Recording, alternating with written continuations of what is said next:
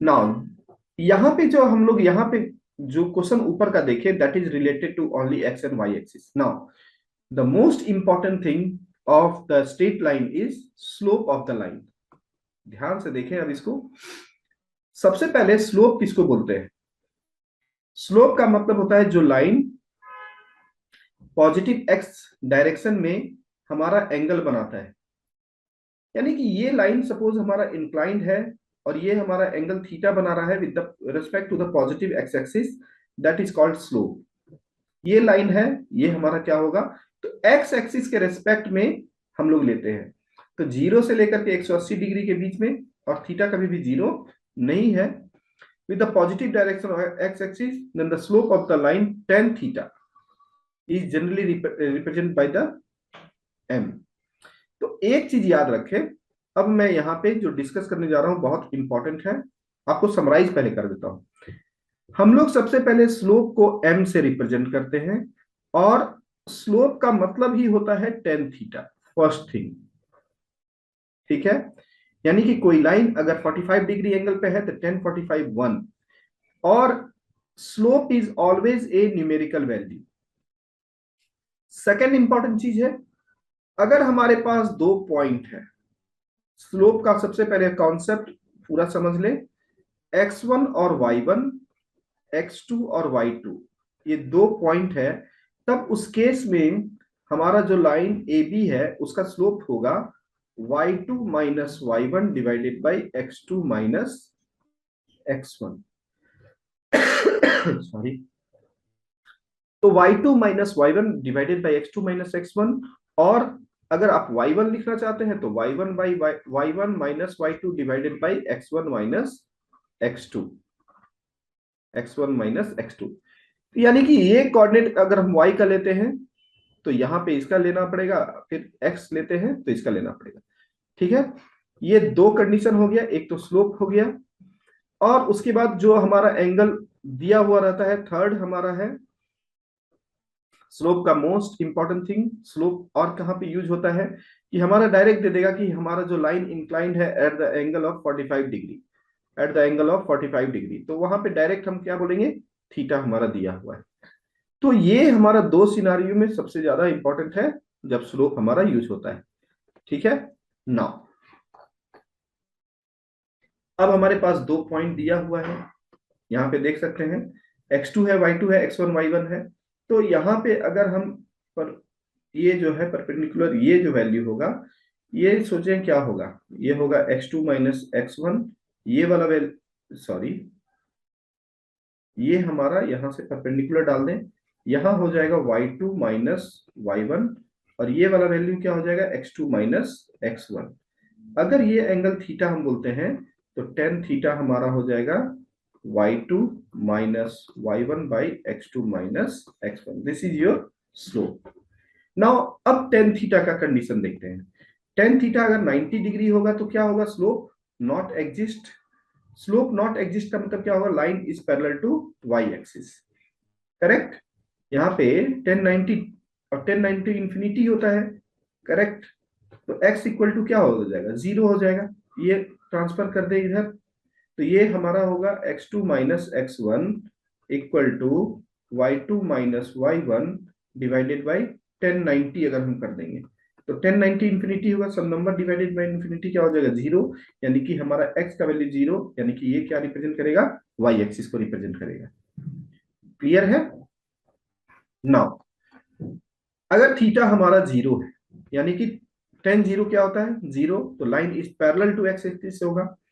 Now the most important thing, अगर दो line है, अगर दो लाइन हमारा पैरेलल है, तो इसका जो स्लोप होगा वही स्लोप इसका भी होगा, यानी m1 इक्वल टू m2. अगर एक लाइन दूसरे लाइन के परपेंडिकुलर है तो उस केस में m1 into m2 equal to -1 हो जाएगा. m1 into m2 equal to -1. जब हमारा प्रोडक्ट होगा 90 डिग्री होगा तो m1 m2 इक्वल टू -1. अगर पैरेलल होगा तो m1 इक्वल टू m2 हो जाएगा. नाउ ये बहुत ही इंपॉर्टेंट है, जिसको आपको बहुत ज्यादा यूज आएगा इस दोनों का. अब यहां से स्लोप से रिलेटेड, तो स्लोप पे आपको याद रखना है m equal to tan theta अलग अलग एंगल दिया हुआ रहेगा तब हम लोग स्लोप निकालते हैं। दूसरा, अगर 2 पॉइंट दिया हुआ है तब स्लोप निकालते हैं। और दो लाइन अगर पैरेलल है तो स्लोप बराबर होगा, दो लाइन अगर परपेंडिकुलर है तो दोनों का स्लोप का प्रोडक्ट -1 होगा। इतना आपको याद रखना है, ठीक है। Now if A line makes an angle theta with the X axis, यहाँ पे सब इंडिकेट किया गया है, ये यहाँ पे slope is parallel to X axis, slope is 0, और यहाँ पे 2 पॉइंट है तब ये दिखाया गया है, और slope is parallel to Y axis, ये है। नाउ हम लोग क्वेश्चन के थ्रू देखते हैं। Slope of a line making an angle 30 degree with the Y axis, किसके साथ? ये एक्स एक्सिस नहीं है, Y axis, and lie in the first quadrant and passes through the origin, तब हमें स्लोप निकालना है। तो यहां पे अब डायग्राम देख लें, हमारा ये वाई एक्सिस के साथ ये 30 डिग्री का एंगल बना रहा है, तो एक्स एक्सिस के साथ कितना होगा? 60 डिग्री, यानी स्लोप क्या हो जाएगा? 1060 इक्वल टू √3। तो हमेशा एक्स एक्सिस के रेस्पेक्ट में हमें लेना है। नाउ क्वेश्चन नंबर 3 हम लोग देखते हैं। Find the slope of line which makes an angle 30 degree with the positive direction of Y axis. Now measure anti clockwise direction, ये हमारा दिया हुआ है। तो हमें इसका स्लोप निकालने के लिए क्या होगा? The line makes an angle 90 degree plus 30 degree, that is 120 degree with the X axis measured in anti clockwise direction. तो सबसे पहले हमारा जो दिया हुआ है 30 degree with the positive direction of Y axis, ये है हमारा। तो एक्स एक्सिस के साथ कितना हो जाएगा? 1090 plus 30, that is 1090 plus 30 minus cot 30, because this is in the second quadrant, ये क्या हो जाएगा? -√3। तो इस तरह से हमारा कभी भी वाई एक्सिस के रेस्पेक्ट में है तो हम लोग एक्स एक्सिस में निकालते हैं। Find the value of x so that 2 is the slope of the line. 2 हमारा स्लोप दिया हुआ है। अगर ये 2 पॉइंट दिया हुआ है तो स्लोप हमें मालूम है, निकाल देंगे slope, that is 3 - 5 divided by x - 2। ये स्लोप हमारा 2 दिया हुआ है तो ये हमारा x इक्वल टू 1 हो जाएगा।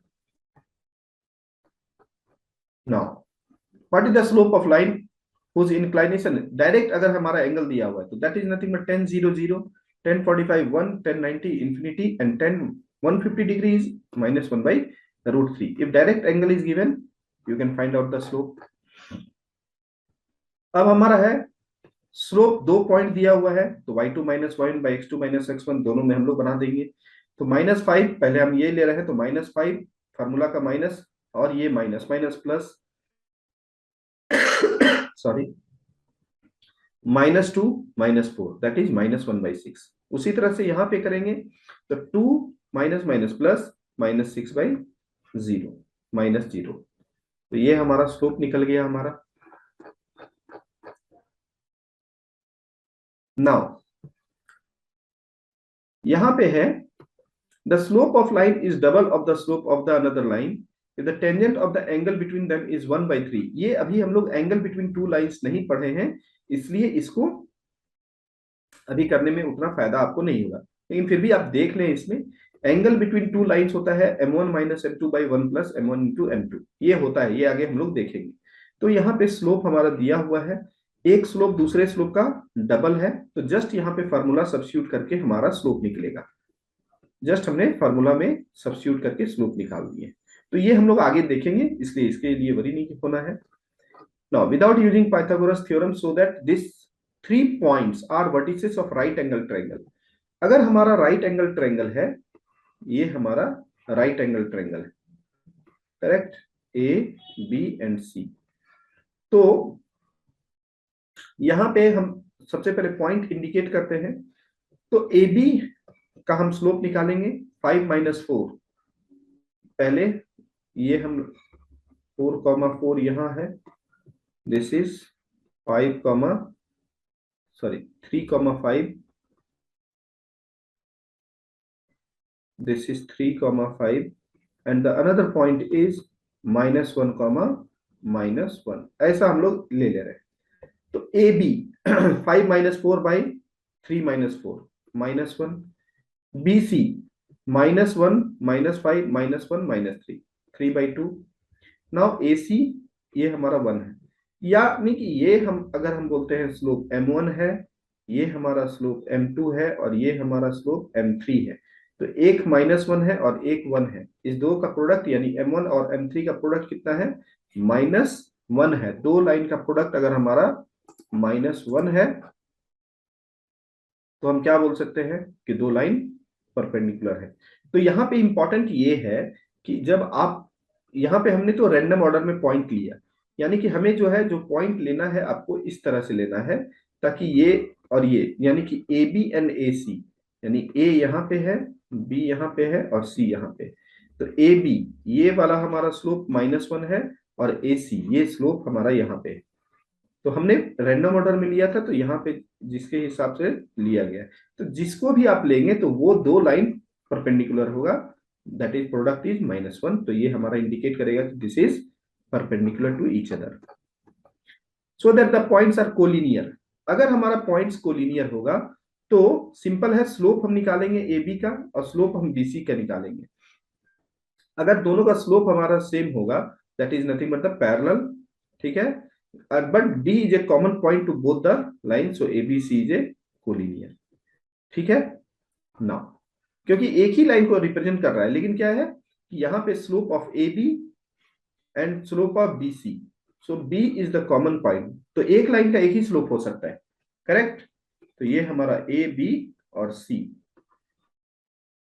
यहाँ पे बी हमारा कॉमन पॉइंट। तो आई होप आपको ये सिर्फ इस पूरे एक्सरसाइज में हम लोगों ने स्लोप के कॉन्सेप्ट के बारे में देखा, ठीक है।